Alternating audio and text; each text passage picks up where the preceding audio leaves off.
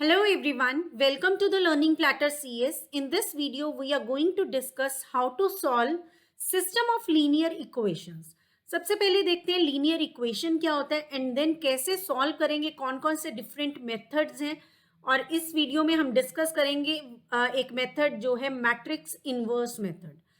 तो चलिए देखते हैं एक लीनियर इक्वेशन क्या होती है। देखिए जब भी हम लिखते हैं 2x plus 3y is equals to 5 या हम लिखते हैं 2x1 plus 5x2 is equals to 6।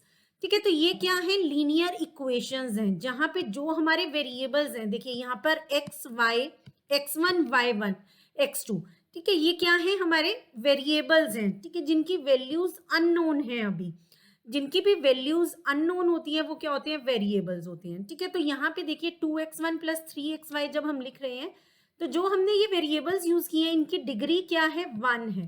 ठीक है, इनकी डिग्री क्या है, 1 है। अगर डिग्री 2 हो तो हम कैसे लिखेंगे, एक्स स्क्वायर लिखेंगे। ठीक है, इसी तरह से क्यूबिक होगा तो एक्स क्यूब आ जाएगा। अभी यहाँ पे हम क्या करें, सिर्फ हम ले रहे हैं 1 डिग्री के वेरिएबल्स, तो इस वजह से ये क्या है, लीनियर है। ठीक है, ये क्या है, लीनियर है, इक्वेशन है, यहाँ पे एलएचएस और आरएचएस की फॉर्म में, तो ये क्या बन जाती है, एक लीनियर इक्वेशन बन जाती है। ठीक है, तो अगर एक इक्वेशन है तो ये सिंगल इक्वेशन है, और इसी तरह से अगर हमें नंबर ऑफ इक्वेशंस गिवन है इसी फॉर्म में तो वो क्या हो जाएंगे, आपकी सिस्टम ऑफ लीनियर इक्वेशंस हो जाएगा। ठीक है, अगर हमें 2 लीनियर इक्वेशंस गिवन होती हैं तो हम इजीली उन्हें सॉल्व कर लेते हैं।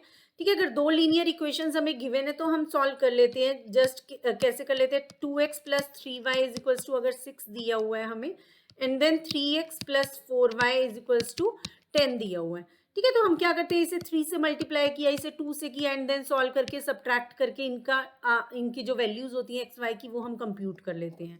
ठीक है, लेकिन अगर हमें 2 से ज्यादा लीनियर इक्वेशंस दी हुई हैं तो हम इस तरह से सॉल्व नहीं कर सकते। तो वो हम मेथड्स आज देख रहे हैं कि कैसे हम इसे सॉल्व कर सकते हैं और कब हमारा जो सिस्टम है वो कंसिस्टेंट होगा और कब इनकंसिस्टेंट होगा। ठीक है, कब हम कहेंगे हाँ कोई एक सॉल्यूशन एग्जिस्ट करता है या बहुत से सॉल्यूशंस एग्जिस्ट करते हैं इस पर्टिकुलर सिस्टम के लिए, और ऐसी भी सिचुएशन होगी जहां पर आपका कोई भी सॉल्यूशन एग्जिस्ट नहीं करता होगा। ठीक है, तो चलिए स्टार्ट करते हैं। तो देखिए इस तरह से हमारे को डिफरेंट लीनियर इक्वेशंस गिवन होंगी जहां पर हमारे a11 a12 a1n से लेकर an1 an2 और ann तक क्या है, कॉफिशिएंट्स हैं वेरिएबल्स के। ठीक है, जो हमारे ये x1 x2 xn ये क्या है, वेरिएबल्स हैं, और ये क्या है आपके a1 a2 a11 a12 क्या है, बेसिकली ये हैं आपके कॉफिशिएंट्स। और यहाँ पे आपके राइट हैंड साइड में क्या दिया हुआ है, कुछ वैल्यूज दी हुई हैं ऑलरेडी, उन्हें हम यूज करेंगे। ठीक है, तो यहाँ पे हम क्या, हम टॉपिक हमारा कौन सा चल रहा है, मैट्रिक्स चल रहा है। ठीक है, यहाँ पे हम क्या, कौन सा कॉन्सेप्ट यूज कर रहे हैं, मैट्रिक्स का कॉन्सेप्ट यूज कर रहे हैं to solve system of linear equations. तो देखिए अगर हमारे सिस्टम के, जो भी हमारा सिस्टम दिया हुआ है लीनियर इक्वेशंस का, उसमें कोई भी एक सॉल्यूशन एग्जिस्ट करता है, कम से कम एक सॉल्यूशन अगर एग्जिस्ट करता है तो वो सिस्टम आपका क्या होगा, कंसिस्टेंट होगा। वो सिस्टम क्या होगा, कंसिस्टेंट होगा। अदरवाइज सिस्टम क्या हो जाएगा, इनकंसिस्टेंट हो जाएगा। ठीक है, अगर कोई भी सॉल्यूशन एग्जिस्ट नहीं करता है दैट मींस जीरो सॉल्यूशन। ठीक है, कोई भी सॉल्यूशन अगर एग्जिस्ट नहीं करता है तो हमारा सिस्टम क्या है, इनकंसिस्टेंट है। तो कई बार एग्जाम में सिंपली पूछ लिया जाता है कि आपका सिस्टम कंसिस्टेंट है या इनकंसिस्टेंट है, तो आपने कैसे चेक करना है वो हम अभी आगे देखेंगे। तो यहाँ पे देखिए ये 2 तरह के सिस्टम्स होते हैं, कंसिस्टेंट एंड इनकंसिस्टेंट। अगर एक सॉल्यूशन एग्जिस्ट करता है, ठीक है, या तो एक सॉल्यूशन एग्जिस्ट करेगा या मेनी सॉल्यूशंस एग्जिस्ट करेंगे इस कैटेगरी में। ठीक है, तो वो सिस्टम आपका क्या हो जाएगा, कंसिस्टेंट हो जाएगा। और अगर कोई सॉल्यूशन एग्जिस्ट नहीं करता है तो वो क्या हो जाएगा, इनकंसिस्टेंट हो जाएगा। ठीक है, तो अगर साथ के साथ ट्रिवियल और नॉन ट्रिवियल सॉल्यूशन क्या होता है, अगर x1 x2 xn सभी की वैल्यूज 0 आ जाती हैं, ठीक है, अभी इन सभी की वैल्यू 0 आ जाती है तो इसका मतलब कुछ मैटर ही नहीं करे, कुछ भी वैल्यू मैटर ही नहीं कर रही है ना, तो वो क्या आ जाएगा आपका, वो सॉल्यूशन क्या हो जाता है, ट्रिवियल सॉल्यूशन हो जाता है। ट्रिवियल मीन्स जिसके कोई एज सच इंपॉर्टेंस नहीं है। ठीक है, तो वो सॉल्यूशन क्या हो जाता है, ट्रिवियल हो जाता है। और अदरवाइज सॉल्यूशन अगर x1 x2 xn सभी 0 नहीं आते हैं तो वो सॉल्यूशन आपका क्या हो जाता है, नॉन ट्रिवियल सॉल्यूशन हो जाता है। चलिए देखिए यहाँ पे जब भी हम लीनियर इक्वेशंस को सॉल्व करेंगे तो या तो नो सॉल्यूशन हमारा रिजल्ट आएगा, या यूनिक सॉल्यूशन आएगा, एक सॉल्यूशन आएगा, या इनफाइनाइटली मेनी सॉल्यूशंस आएंगे। ठीक है, तो ये 3 केसेस रहेंगे जब भी हम डिफरेंट लीनियर इक्वेशंस को सॉल्व करेंगे, तो ये 3 हमारी पॉसिबिलिटीज रहेंगी। ठीक है, वो हमारे को पता चलता रहेगा डिफरेंट मेथड्स में कैसे हमें चेक करना है। चलिए, तो देखिए अगर हमें लीनियर इक्वेशंस गिवन है तो सबसे पहले तो हम एक मैट्रिक्स में क्या ले लेंगे, कोफिशिएंट्स ले लेंगे, जो भी वेरिएबल्स हैं उनके कोफिशिएंट्स राइट डाउन कर लिए हमने। देन हमने क्या लिया, एक एक्स ली है मैट्रिक्स जिसमें x1 x2 जितने भी वेरिएबल्स हैं वो लिख लिए। एंड देन बी है जिसमें आपके जो राइट हैंड साइड में वैल्यूज हैं, यहाँ पर आपके पास जो राइट हैंड साइड में वैल्यूज हैं वो हमने बी मैट्रिक्स में लिख ली। ठीक है, तो देखिए ए मैट्रिक्स क्या है, कोफिशिएंट मैट्रिक्स है। ठीक है, और एक्स में जो अननोन वैल्यूज हैं, वेरिएबल्स हैं वो हैं, और बी में आपके पास वैल्यूज हैं जो राइट हैंड साइड में आपको गिवन है। तो देखिए हम 3 मेथड्स डिस्कस करेंगे, matrix inverse method, Cramer's rule and Gauss Jordan elimination method. ठीक है, तो यहाँ पर हम कौन सा कर रहे हैं, सबसे पहले डिस्कस मैट्रिक्स इनवर्स मेथड। तो देखिए मैट्रिक्स इनवर्स मेथड में आपके पास क्या दिया हुआ है, ये लीनियर इक्वेशंस दी हुई हैं। ठीक है, सेट ऑफ लीनियर इक्वेशंस आपको गिवन है। अब इस सिस्टम को आप कैसे रिप्रेजेंट कर सकते हैं, देखिए A X is equals to B हम लिख सकते हैं। ठीक है, हम क्या लिख सकते हैं, A X is equals to B लिख सकते हैं। तो देखिए x क्या हो जाएगा, अगर हम यहाँ से x जो है हमारा अननोन है, अगर उसे फाइंड आउट करना चाहते हैं तो हम जनरली क्या करते हैं, 3x इज इक्वल्स टू 6 अगर गिवन होता है तो x इज इक्वल्स टू क्या करते हैं, 6/3 करते हैं। 6/3 दैट मीन्स 2 आ जाता है। इसी तरह से हम यहाँ कर रहे हैं, x इज इक्वल्स टू क्या लिख रहे हैं हम, b/a अगर लिखते हैं तो अगर इसे हमने ऊपर लेकर जाना है, a को अगर ऊपर लेकर जाना है तो हम क्या लिख सकते हैं, a इनवर्स लिख सकते हैं। क्या हम a इनवर्स लिख सकते हैं, yes. So it will be x is equals to a inverse b। ठीक है, x क्या हो जाएगा, a इनवर्स b हो जाएगा। ठीक है, तो यहीं से हमें क्या करना है, कंप्यूट करनी है x की, जो भी x1 x2 x2 3 हमें दिए हुए हैं उनकी वैल्यूज कंप्यूट करनी है। ठीक है, तो हमारे पास b मैट्रिक्स ऑलरेडी है। ठीक है, b मैट्रिक्स हमारे पास ऑलरेडी है, और साथ के साथ a मैट्रिक्स है। a से हम क्या कंप्यूट कर लेंगे, a इनवर्स कंप्यूट कर लेंगे। फिर हम क्या करेंगे, a इनवर्स इंटू b करेंगे तो हमारे पास क्या आ जाएगा, x की वैल्यूज आ जाएंगी। ठीक है, क्या चीजें क्या क्या करना है, देखिए ax is equal to b की फॉर्म में हम लिख सकते हैं जब भी हम मैट्रिक्स इनवर्स मेथड यूज कर रहे हैं। ठीक है, मैट्रिक्स इनवर्स मेथड हम यूज कर रहे हैं तो देखिए जब भी आपके पास सेट ऑफ लीनियर इक्वेशंस हैं ऑलरेडी, तो हमने क्या किया है, ए मैट्रिक्स हम लिख सकते हैं, सभी कॉफिशिएंट्स लिख लेने हैं आपने इसी ऑर्डर में। ठीक है, इसी ऑर्डर में आपने क्या लिख लेने हैं, कॉफिशिएंट्स लिख लेने हैं, तो आपके पास ए मैट्रिक्स आ गया। अभी जो भी वेरिएबल्स हैं वो आपके एक्स मैट्रिक्स में आ गए, और इसी तरह से बी मैट्रिक्स भी आ गया। ठीक है, ए मैट्रिक्स आपने लिख लिया, देन एक्स मैट्रिक्स लिख लिया, और बी मैट्रिक्स लिख लिया।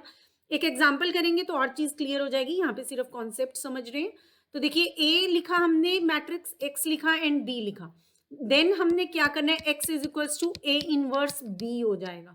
अभी a हमारे पास है, a इनवर्स हमने देखा था प्रीवियस क्लास में कि किस तरह से कैलकुलेट करते हैं। यहाँ पे हम a इनवर्स फाइंड आउट करेंगे एंड देन उसको b से मल्टीप्लाई कर देंगे तो हमारे पास x की वैल्यूज आ जाएंगी। ठीक है, ये तो आपके पास है ओवरऑल कि क्या हमें कैसे हमारे पास वैल्यूज आएंगी। उससे पहले हमें ये भी देखना है कि हमारे जो 3 कंडीशन, 3 हमने देखी थी चीजें कि या तो नो सॉल्यूशन होगा, या 1 सॉल्यूशन होगा, यूनिक होगा, या मैनी सॉल्यूशंस होंगे। ठीक है, वो चीजें भी हम साइड बाय साइड देखते चलेंगे कि वो कैसे चेक करेंगे। चलिए अब देखते हैं, सबसे पहले तो देखिए अगर नॉन सिंगुलर होगा हमारा मैट्रिक्स तभी हमारा ए इनवर्स एग्जिस्ट करेगा। ठीक है, ये हमने पहले क्लास में भी डिस्कस किया था, प्रीवियस क्लास में। तो देखिए अगर आपका ए जो मैट्रिक्स है वो क्या है, नॉन सिंगुलर है, दैट मीन्स अगर उसका डिटर्मिनेंट नॉट इक्वल टू 0 है तभी वो इन्वर्टिबल है, दैट मीन्स तभी उसका ए इनवर्स एग्जिस्ट करता है, अदरवाइज वो एग्जिस्ट नहीं करता है। तो देखिए सबसे पहले आपने कैलकुलेट करना है डिटर्मिनेंट ऑफ ए। ठीक है, डिटर्मिनेंट ऑफ ए कैलकुलेट करेंगे हम। ठीक है, ये तो प्रोसेस रहा, लेकिन उसके साथ साथ हमने क्या करना है, डिटर्मिनेंट ऑफ ए कैलकुलेट करना है। इसको कैलकुलेट तभी करेंगे जब डिटर्मिनेंट ऑफ ए कैलकुलेट करके हमने क्राइटेरिया चेक कर लेना है। ठीक है, तो डिटर्मिनेंट ऑफ ए देखिए या तो 0 के इक्वल होगा या नॉट इक्वल्स टू 0 होगा, 2 ही पॉसिबिलिटीज हैं। अब इन दोनों पॉसिबिलिटीज में रहता क्या है, देखिए अगर determinant of A not equal to zero है, ठीक है, अगर determinant of A not equal to zero है, उस केस में तो आपका क्या है, सिस्टम कंसिस्टेंट है और यूनिक सॉल्यूशन एग्जिस्ट करता है, ठीक है, उस केस में तो आपका क्या है, सिस्टम कंसिस्टेंट है और यूनिक सॉल्यूशन एग्जिस्ट करता है।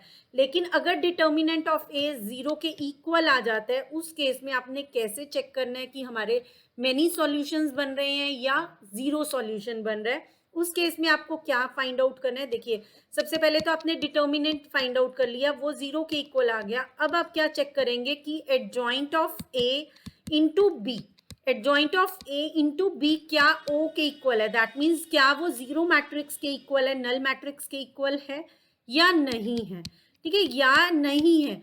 Adjoint of A into B क्या नल मैट्रिक्स के इक्वल है या नहीं है, ये दो चीजें चेक करनी है। अगर तो वो नल मैट्रिक्स के इक्वल है, देन आपका क्या है, सिस्टम कंसिस्टेंट है और many solutions, infinitely many solutions exist करते हैं। लेकिन अगर आपका डिटर्मिनेंट जीरो के इक्वल आ जाता है और adjoint of A into B आपका नॉट इक्वल टू जीरो आता है, उस केस में आपका सिस्टम क्या होगा, इनकंसिस्टेंट होगा, दैट मीन्स वहां पे कोई भी सॉल्यूशन एग्जिस्ट नहीं करता है, ठीक है। तो देखिए, तीन चीजें हैं हमारे पास जब भी आपके पास कोई भी इक्वेशंस दी हुई हैं, ठीक है। सबसे पहले तो क्या है, एग्जाम में आता है तो आपके पास क्या दिया हुआ होगा, इस तरह से तीन इक्वेशंस दी हुई होंगी, ठीक है। तो यहाँ पे आप देखिए, जब भी आप क्वेश्चन सॉल्व करेंगे, एग्जाम में क्वेश्चन आता है तो हो सकता है मेथड गिवन भी हो, अदरवाइज मेथड का अगर स्पेसिफिकली नेम गिवन नहीं है तो आप 3 मेथड्स हमने देखे, तो उनमें से कोई भी कोई भी किसी के थ्रू भी आप सॉल्व कर सकते हैं, ठीक है। तो आपके पास क्वेश्चन में क्या दिया हुआ होगा, ये तीन इक्वेशंस दी हुई हैं और आपको सॉल्व करना होगा, एक्स वाई जेड की वैल्यूज फाइंड आउट करनी होंगी, ठीक है। तो अब सबसे पहले हमने क्या करना है, मैट्रिक्स फॉर्म में इसे रिप्रेजेंट करना है, तो A X is equal to B लिखते हैं हम। तो ए क्या लिखा हमने, यहाँ से कोफिशिएंट्स लिख लिए, देखिए 1 1 and 1 1 1 1, then 2 1 minus 1 2 1 minus 1, then 2 minus 1 1 2 minus 1 1, ठीक है। इस तरह से सबसे पहले तो हमने ए मैट्रिक्स लिख लिया। देन एक्स में क्या है, एक्स वाई जेड, 3 वेरिएबल्स है एक्स वाई जेड। बी में देखिए क्या है, 5 2 एंड 2, 5 2 एंड 2 हमने यहाँ पे रिप्रेजेंट कर दिया, ठीक है। तो अब देखिए, सबसे पहले हमने क्या काम करना है, डिटर्मिनेंट ऑफ ए कैलकुलेट करना है। सबसे पहला काम क्या है, स्टेप 1 क्या है, अब आपका मैट्रिसेस की फॉर्म में लिखने के बाद स्टेप 1 क्या है, डिटर्मिनेंट ऑफ ए कैलकुलेट करना है। अब डिटर्मिनेंट ऑफ ए जब आप कैलकुलेट कर लेंगे, इसे फिर चेक करेंगे ये किसके इक्वल है। तो देखिए, ये देखा हमने कि डिटर्मिनेंट ऑफ ए जब कैलकुलेट किया तो ये किसके इक्वल आ रहा है, -8 के इक्वल आ रहा है, दैट मीन्स ये नॉट इक्वल्स टू जीरो है, ठीक है। डिटर्मिनेंट अगर आपको नहीं क्लियर है कि कैसे फाइंड आउट करते हैं, तो आप एक और इसमें ही इसी प्लेलिस्ट में प्रीवियस है वीडियो, वो आप देख सकते हैं, तो उससे क्लियर हो जाएगा कि डिटर्मिनेंट कैसे कैलकुलेट करना है, ठीक है। तो यहाँ पे देखिए, डिटर्मिनेंट कैलकुलेट जब कर लिया हमने, तो उसके बाद क्या करेंगे, चेक कर लिया कि वो नॉट इक्वल टू जीरो है, it means one solution, only one solution exist, unique solution exist करता है इस केस में, ठीक है। तो अब उसके बाद हमने क्या करना है, अगर ये नॉट इक्वल टू जीरो आ जाता है, then we will be calculating A inverse. Second step क्या रहेगा आपका, ए इनवर्स कैलकुलेट करना, ठीक है, जिस केस में ये नॉट इक्वल टू जीरो आ गया, तो आप क्या करेंगे, ए इनवर्स कैलकुलेट करेंगे। तो देखिए, ए इनवर्स क्या होता है, basically 1 upon determinant of A and then आपका क्या है, एडजॉइंट ऑफ ए, ठीक है, एडजॉइंट ऑफ ए। तो ये आपके पास क्या, इससे क्या आ जाएगा, आपके पास ए इनवर्स आ जाएगा, ठीक है। एडजॉइंट कैसे कैलकुलेट करना है, डिटर्मिनेंट कैसे कैलकुलेट करना है और इनवर्स कैसे कैलकुलेट करना है, ये सब हम पहले कवर कर चुके हैं, ठीक है। तो आप वो देख सकते हैं, अगर आप वीडियोस देख सकते हैं, अगर आपने नहीं देखी हैं अभी तक। तो देखिए, यहाँ पे हमने क्या करना है, ए इनवर्स कैलकुलेट किया, तो ये डिटर्मिनेंट यहाँ पे हमें दिख ही रहा है, तो ये -1/8 आ गया, एंड देन ये हमने क्या किया, एडजॉइंट कैलकुलेट किया, ठीक है।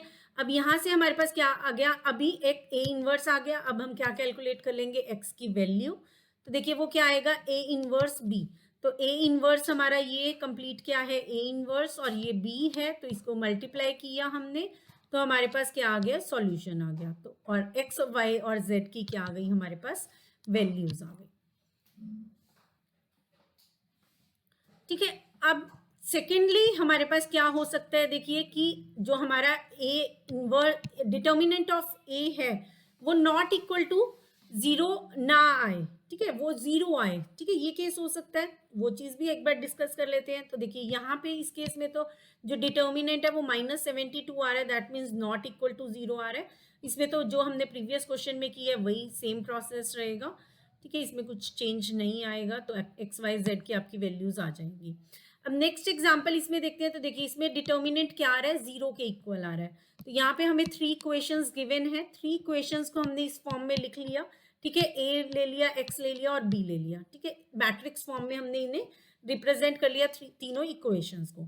नेक्स्ट हमने क्या फाइंड आउट किया, देखिए डिटर्मिनेंट कैलकुलेट किया। जब हम डिटर्मिनेंट ऑफ ए कैलकुलेट कर रहे हैं तो उस कैलकुलेट करने के बाद हम देख रहे हैं कि उसकी वैल्यू क्या आ रही है, 0 आ रही है, ठीक है। अब अगर डिटर्मिनेंट ऑफ ए 0 आ जाता है तो हमने दो चीज चेक करनी है, ठीक है, कैलकुलेशन तो एक ही है बेसिकली कि adjoint of A into B हमने चेक करना है। क्या चेक करना है हमने, adjoint of A into B, क्या ये 0 के इक्वल आ रहा है या ये नॉट इक्वल टू 0 के इक्वल आ रहा है। अगर तो ये 0 के इक्वल आ रहा है दैट मीन्स जो हमारा सिस्टम है वो कंसिस्टेंट ही है। अगर ये नॉट इक्वल टू 0 के इक्वल आ जाता है तो हम क्या कहेंगे, जो हमारा सिस्टम है ये क्या है, इनकंसिस्टेंट है, ठीक है। इस केस में आप क्या कहेंगे, अगर नॉट इक्वल टू 0 आ जाता है, ये 0 आ रहा है और फर्दर ये नॉट इक्वल टू 0 आ रहा है, दोनों 0 0 आने चाहिए, ठीक है। इट मीन्स क्या है कि आपके दोनों 0 आने चाहिए। अगर ए डिटर्मिनेंट ऑफ ए 0 आ गया, देन अगर adjoint of A into B 0 आ जाता है तो आपका सिस्टम क्या रहेगा, कंसिस्टेंट रहेगा, ठीक है। और मेनी सॉल्यूशंस उसमें क्या रहेंगे, एग्जिस्ट करेंगे, ठीक है। अगर ये दोनों 0 0 आ जाते हैं तो मेनी सॉल्यूशंस एग्जिस्ट करेंगे। लेकिन अगर आपका ए डिटर्मिनेंट 0 आता है और ये नॉट इक्वल टू 0 आता है, तब आपका क्या है, 0 सॉल्यूशन एग्जिस्ट करेंगे, ठीक है। उस केस में आपके 0 सॉल्यूशन है, दैट मीन्स जो सिस्टम है वो क्या है, इनकंसिस्टेंट है। दैट मीन्स जो सिस्टम है वो क्या है, इनकंसिस्टेंट है, ठीक है। चलिए अब देखिए ये वाले क्वेश्चन में हमारे पास क्या आ रहा है, ए डिटर्मिनेंट ऑफ ए क्या आ गया है, 0 आ गया। अब हमें क्या करना है, calculate adjoint of A into B calculate करना है। तो सबसे पहले तो हम एडजॉइंट ऑफ ए लिख लेंगे, जिसमें हमने क्या लिए हुए हैं, सभी को फैक्टर्स लिए हुए हैं, ठीक है। सभी को फैक्टर्स को हमने क्या किया हुआ है, पहले को फैक्टर मैट्रिक्स लिया और फिर उसका ट्रांसपोज जब हम लेते हैं तो किसके इक्वल आ जाता है, एडजॉइंट ऑफ ए के इक्वल आ जाता है, ठीक है। जब हमारे पास एडजॉइंट ऑफ ए आ गया, फिर बी से उसको क्या किया, मल्टीप्लाई, और आप देख पा रहे हैं मल्टीप्लाई करने के बाद सभी एंट्रीज क्या आई हैं, 0 आई हैं। That means we are getting null matrix, ठीक है। नल मैट्रिक्स हमें मिल रहा है, इसका मतलब क्या है कि हमारा जो सिस्टम है वो क्या है, कंसिस्टेंट है और हमारे को बहुत सारे सॉल्यूशंस मिलने वाले हैं, सिर्फ एक सॉल्यूशन एग्जिस्ट नहीं करता इसके लिए, ठीक है। तो देखिए अब इस केस में नेक्स्ट हमने क्या करना है, जब हमारे पास इनफाइनाइटली मेनी सॉल्यूशंस का केस है तो उस केस में आप क्या करेंगे, जो हमारी 3 इक्वेशंस हमें गिवन है, ठीक है, जो 3 इक्वेशंस हमें गिवन है उसमें से हम क्या करेंगे, कोई भी 2 इक्वेशंस पिक कर लेंगे, ठीक है। सपोज हमने फर्स्ट 2 इक्वेशंस पिक कर ली, वो क्या है, x plus 3y plus z is equal to 6 and 3x minus 2y minus 8z is equal to 7, ठीक है। ये 2 इक्वेशंस हैं हमारे पास, इन 2 इक्वेशंस को हमने क्या किया है, पिक कर लिया। अब देखिए जो प्रोसेस हम 3 इक्वेशंस के ऊपर यूज कर रहे थे, जो भी प्रोसेस हमने अप्लाई किया 3 इक्वेशंस के ऊपर, वही प्रोसेस अब हम 2 इक्वेशंस के ऊपर अप्लाई करेंगे विद अ लिटिल चेंज, ठीक है। अब इसमें करना क्या है, आपने देखिए यहाँ पे हमने क्या करना है, x प्लस 3y को क्या करेंगे, एक तरफ रखेंगे, x प्लस 3y को क्या करेंगे, एक तरफ रखेंगे और z को राइट हैंड साइड में ले जाएंगे, ठीक है। z को आप कहाँ ले जाएंगे, राइट हैंड साइड में ले जाएंगे, so it will become 6 minus Z, ठीक है। ये इक्वेशन क्या बन जाएगी हमारी, x plus 3y is equal to 6 minus Z. Then आपके पास क्या आ जाएगा, 3x and minus 2y is equal to 7 plus 8z, ठीक है। इसके बाद क्या आ गया, 3x minus 2y is equal to 7 plus 8z, ठीक है। यहाँ से अब आपके पास यहाँ पे भी जो 8z था हमारा, ये हमने क्या किया, राइट हैंड साइड में ले गए, तो क्या बन गया, माइनस का इधर जाके प्लस हो जाएगा, so it becomes 7 plus 8z, ठीक है। ये कि चलिए अब यहाँ से आपने क्या करना है, यहाँ से हमने ये 2 इक्वेशंस बना ली, ठीक है, जो यहाँ हमने लिखी है वो यहाँ इस तरह से आपके पास आ गई। अब नेक्स्ट हम क्या करेंगे, इनको दोबारा से ax is equals to B की फॉर्म में लिखेंगे। इसे किस तरह से लिखेंगे, ax is equals to B की फॉर्म में लिखेंगे। सेम प्रोसेस रिपीट होगा, ठीक है। जो हमने 3 इक्वेशंस पे प्रोसेस रिपीट किया था वही प्रोसेस आपका 2 इक्वेशंस पे हम अप्लाई करेंगे। सिर्फ ये फर्क था कि आपको इस केस में 2 इक्वेशंस लेनी है और एक्स वाई एक तरफ लेनी है और z कहाँ चला जाएगा, आपका राइट हैंड साइड में चला जाएगा, ठीक है। तो अब देखिए, जब हमने A X is equals to B की फॉर्म में इसे लिख ली है, आफ्टर दैट हम क्या करेंगे, X is equals to X Y is equals to क्या आ जाएगा, इसका इनवर्स इनटू दिस, ठीक है। एक्स क्या आ जाएगा, ए इनवर्स इनटू बी। तो यहाँ पे देखिए ये एक्स है, इसका इनवर्स लिखा एंड देन हमने क्या लिखा है, बी लिखा है, ठीक है। अब देखो, जब हमने इनवर्स कैलकुलेट करना होता है 2x2 मैट्रिक्स का, उसको हमें एडजॉइंट एंड ऑल वो सब चीजें कैलकुलेट करने की जरूरत नहीं है। उस केस में हम क्या करते हैं, इन पोजीशंस को क्या कर देते हैं, इंटरचेंज कर देते हैं। ये पोजीशंस देखिए इंटरचेंज कर दी और जो ये नंबर्स हैं इनके साइन चेंज कर दिए, ठीक है। इन नंबर्स को एज इट इज उसी पोजीशन पे रखेंगे but with the change of science, ठीक है। इसमें साइन को क्या कर देंगे, चेंज कर देंगे। तो अब बाकी ये एज इट इज रहा। अब इनको मल्टीप्लाई किया, ये आ गया, देन इसके साथ सॉल्व किया तो आपके पास फाइनली ये चीज आ गई, ठीक है। 3 + 2z 1 - z। तो x देखिए किसके इक्वल आया, 3 + 2z के इक्वल आया। x किसके इक्वल आया, 3 + 2z के इक्वल आया। और y किसके इक्वल आया, 1 - z के इक्वल आया। x किसके इक्वल आया, 3 + 2z और y किसके इक्वल आया, 1 - z के इक्वल। तो देखिए x और y की जो वैल्यूज हैं हम यहाँ पे देख पा रहे हैं कि वो z की टर्म्स में आ रही हैं, ठीक है। किसकी टर्म्स में आ रही हैं, z की टर्म्स में आ रही हैं। तो अभी हम z को अगर डिफरेंट वैल्यूज असाइन करते हैं, तो सपोज हम z को क्या वैल्यू असाइन करें, k कोई भी वैल्यू है जो असाइन करें, k की वैल्यू 1 2 3 4 5 कुछ भी हो सकती है। तो अगर z को हमने k आर्बिट्रेरीली असाइन कर दी एक वैल्यू, तो x की वैल्यू क्या हो जाएगी, x की वैल्यू हो जाएगी 3 + 2k, ठीक है। और y की वैल्यू क्या हो जाएगी आपके पास यहाँ पर 1 - k, क्या हो जाएगी 1 - k, ठीक है। तो यहाँ पे x की वैल्यू क्या थी, 3 + 2z, y की वैल्यू क्या थी 1 - z। अभी हमने z को एक वैल्यू दे दी आर्बिट्रेरीली k, ठीक है। तो जैसे जैसे z को कोई भी वैल्यू हम देंगे, k कुछ भी वैल्यू है 1 2 3 4, उसी तरह से x की वैल्यू और y की वैल्यू में चेंज आता रहेगा, ठीक है। यहाँ पे 1 2 3 4 कुछ भी इनफाइनाइटली हम कुछ भी नंबर पुट कर सकते हैं, उसी तरह से x और y की क्या आती रहेंगी, डिफरेंट वैल्यूज हमारे पास आती रहेंगी, ठीक है। यहाँ पे सिंपली हमने क्या की है, x z की टर्म्स में आ रही थी ये x और y की वैल्यूज, उनको हमने क्या कर दिया, z को क्या दे दिया, कोई भी एक वेरिएबल असाइन कर दिया, बेसिकली वैल्यू असाइन कर दी k,